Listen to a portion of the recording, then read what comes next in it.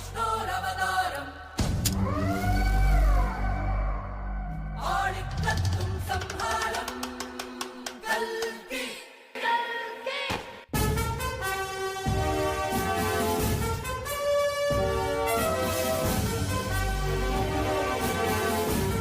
अब आपको किसी से डरने की जरूरत नहीं है।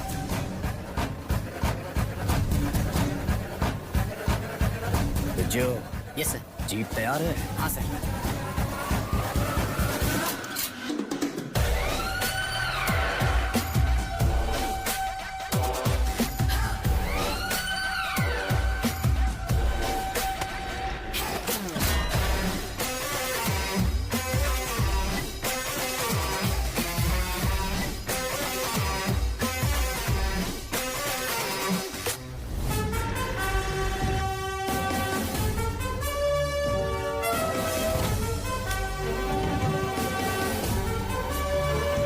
शिकायतकर्ता का नाम और पता गुप्त रखा जाएगा।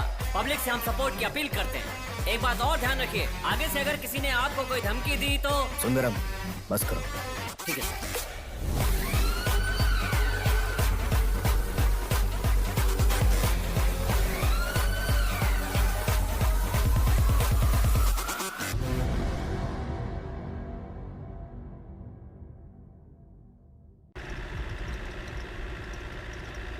साथ पेरुमल नाम की एक सड़क है, ज्यादातर तमिल के लोग वहीं पर रहते थे, लेकिन अब अपू के शासन की वजह से उन्हें प्रवासन करके जाना पड़ा है। अब कोई भी तमिल यहाँ नहीं रहता है सर। वापस आने वाले अमरनाथ के नाम से बहुत डरते हैं सर। सच बोले तो ये बहुत बुरा है सर।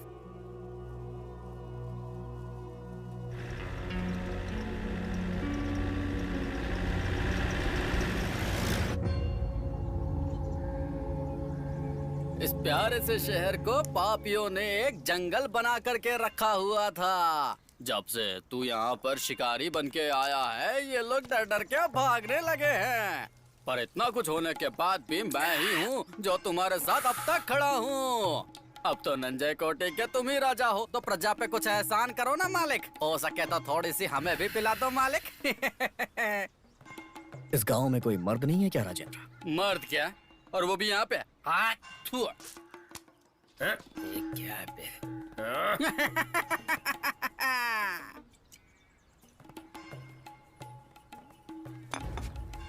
मैं जरा नीचे टको के आता हूँ। दिमाग खराब कर दिया। हेलो, कहाँ जा रहा है?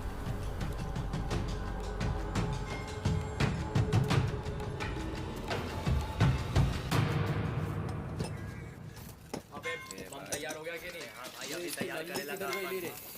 अरे डिलीवरी करना है। ए बाबा भेजा था ना अभी तेरे को। दे ये चल बुलेट दे फटाफट। ये अभी निकाल भाई। इस बंदे में बहुत गर्मी है, मेरी बात को बहुत हल्के में ले रहा है।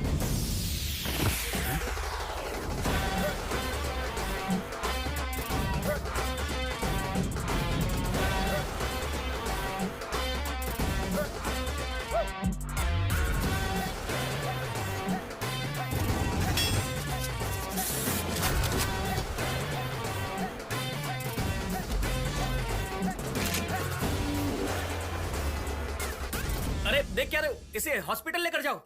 लेके जाना पड़ेगा। ठीक है, क्या हो गया?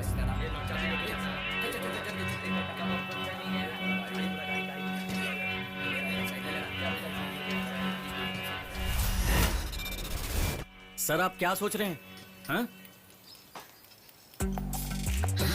एक गांव था जहां के लोगों को वहां से निकाल दिया गया था। मेरी भी बचपन की एक ऐसी ही कहानी है। उस कहानी को मैं याद करना भी पसंद नहीं करता, और जो हम पसंद नहीं करते उसे अगर कोई याद दिलाए तो गुस्सा तो आएगा ही ना। इसलिए मैं ऐसे ही पेश आता हूं। आगे से ध्यान रखना, ऐसा ना होने पाए। और नंजई कोटे में हथियार का कारोबार नहीं चलना चाहिए। मेरे प्यारे सर, नंजई कोटे में मिठाई के दाम पर हथियार मिल जाते हैं। ऐसा मैं नहीं कहता, लोग कहते हैं। मैं हथियार सिर्फ उन्हें बेचता हूँ जिन्हें मैं अच्छी तरह से जानता हूँ। और सर, आपको आपके पसंद की हर चीज मिल जरा जाएगी। अपना मुंह बंद कर।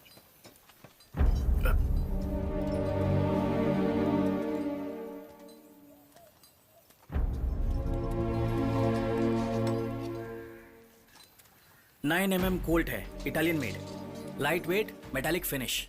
और मैगजीन कैपेसिटी के बारे में पूछिए ही मत, इतनी कीमती है कि मार्केट में अवेलेबल नहीं है।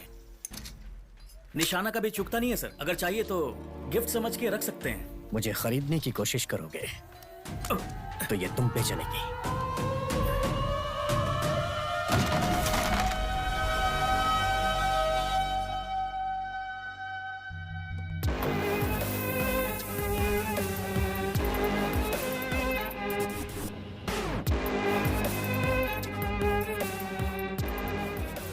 अपू, जब वो यहाँ आया था तो उसके साथ कितने आदमी थे? भैया कैसा सवाल कर रहे हैं आप? अगर मैं चाहूं तो अभी पुलिस स्टेशन पहुंचकर उसे उल्टा लटकाकर मार डालूंगा और इसमें वक्त नहीं लगेगा। ये देखिए, इलेक्शन होने वाले हैं, इसीलिए छोड़ दिया उसे। तो फिर वहां जाकर बोलना चाहिए ना, 4 भाड़े के टट्टू अपने पास रख के ये चोर पुलिस का खेल मेरे साथ नहीं खेलने का। वो अपना किसी और के हाथ से धुलवाना चाहता है क्या? अरे वो दोनों भाई ऐसे ही मुझसे आकर मिले। देखो, कुछ बातें छुपा कर रखने में ही भलाई है, यही अक्लमंदी है। ओ,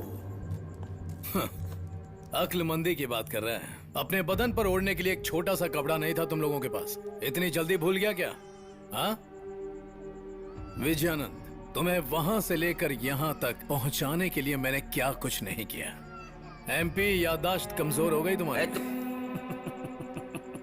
डॉक्टर, इसका बीपी बेकार में चेक कर रही हैं, जाकर बच्चे को देखिए।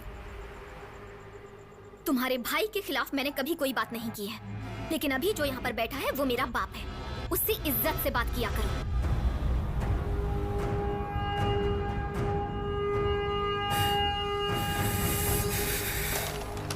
अरे जस्ट मिस। जो हम आइसक्रीम फैक्ट्री में पावर सप्लाई देखे थे ना, वो एक गैस सिलेंडर के पावर के बराबर है। एक बड़े बंगले को उड़ाने के लिए एक गैस सिलेंडर काफी है। आप क्या बोलते हो सर? आपके क्वार्टर्स में गैस सिलेंडर है ना, उसके ऊपर मैं एक एक्सपेरिमेंट करूंगा। ठीक है, बोलो। अगले संडे उसे निकाल कर रखिए, देख लूंगा। सर, सुंदरम ने फोन किया था। वहाँ रास्ते में डीवाईपी पार्टी और एएससीपी पार्टी के बीच में झगड़ा हो गया है। उसने हालात संभालने की कोशिश की पर उससे कुछ हुआ नहीं। वो पूछ रहा है कि आप जाएंगे वहाँ?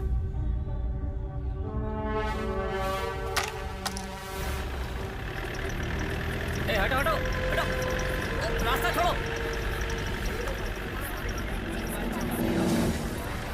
सर, मारने वाले डीवाईपी पार्टी के हैं। प्रवासन ने जिन्हें पार्टी से निकाल दिया था, उनसे मिलने के लिए कल रात को आया था। लगता है इनके दिमाग में कोई प्लान है। जब मैंने जाकर पकड़ने की कोशिश की तो मेरी बात भी नहीं सुनी।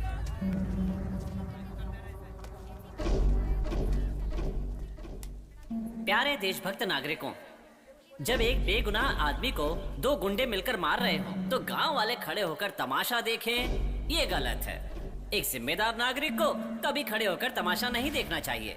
आज जो किसी और के साथ हो रहा है, कल वो आपके साथ भी हो सकता है। तो क्या करेंगे? इधर पुलिस वालों की कोई जरूरत नहीं है, बुला जिसको बुलाना है। अगर किसी भी वर्दी वाले ने यहाँ कदम रखा ना, तो उसकी भी ऐसी ही हालत करूंगा, याद रखना।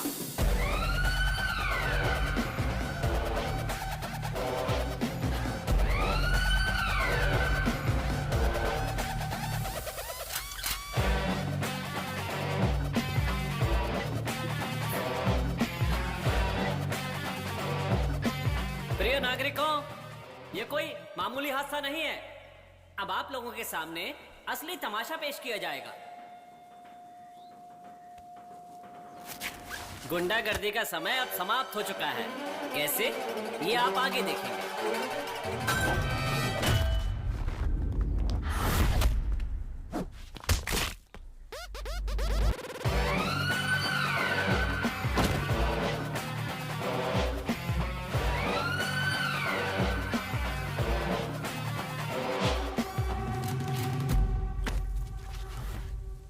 ऊंची आवाज में धमकी देने की कोशिश भी मत करना।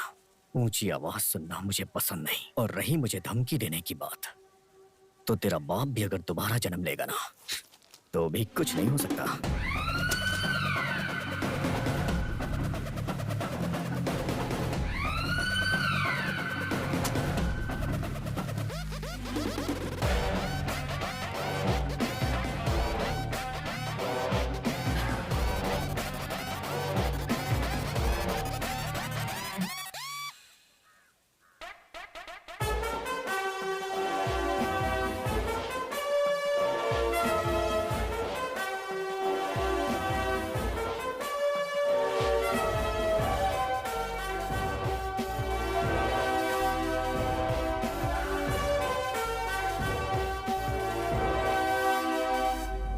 इस पे उमर का नाम लिखा है।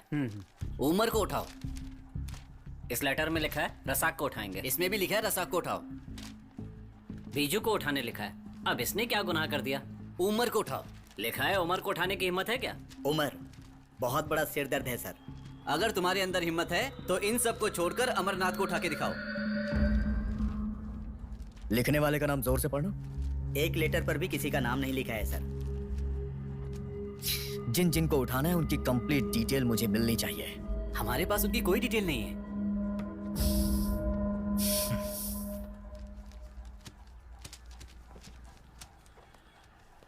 सर, वो डॉक्टर साहिबा इंतजार कर रही हैं। बच्चों को वैक्सीनेशन देने की बात कर रही थी। आप जरा उनसे मिल लेंगे क्या? ओह, ओके।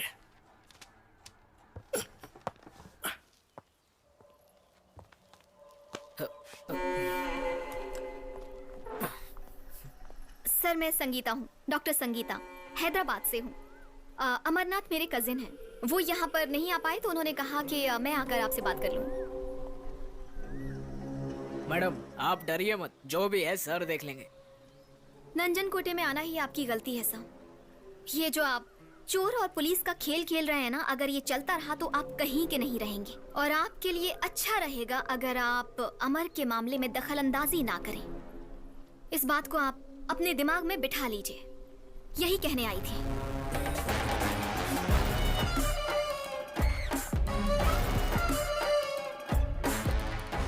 एमपी विजय आनंद की इकलौती बेटी, विदेश से पढ़ी है, डॉक्टर है। ये एक हैदराबाद के लड़के से प्यार करती थी और वो दोनों बहुत क्लोज थे। लेकिन एक दिन अचानक उसके प्रेमी का एक्सीडेंट हो गया और एक्सीडेंट के बाद वो कोमा में चला गया। डॉक्टर ने कहा कि उसका बचना मुश्किल है। तो अमरनाथ ने उसके प्रेमी को उसके ही सामने मार डाला।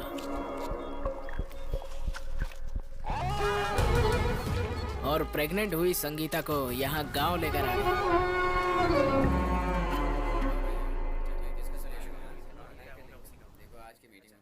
एडवोकेट लक्ष्मण जो अध्यक्ष पद निभा रहे थे, उनकी जगह अब किसी और को चुनना होगा। अगर उस पद के लिए किसी और ने कोशिश की तो उसका भी मनोहर जैसा ही हाल होगा। यहाँ लाओ।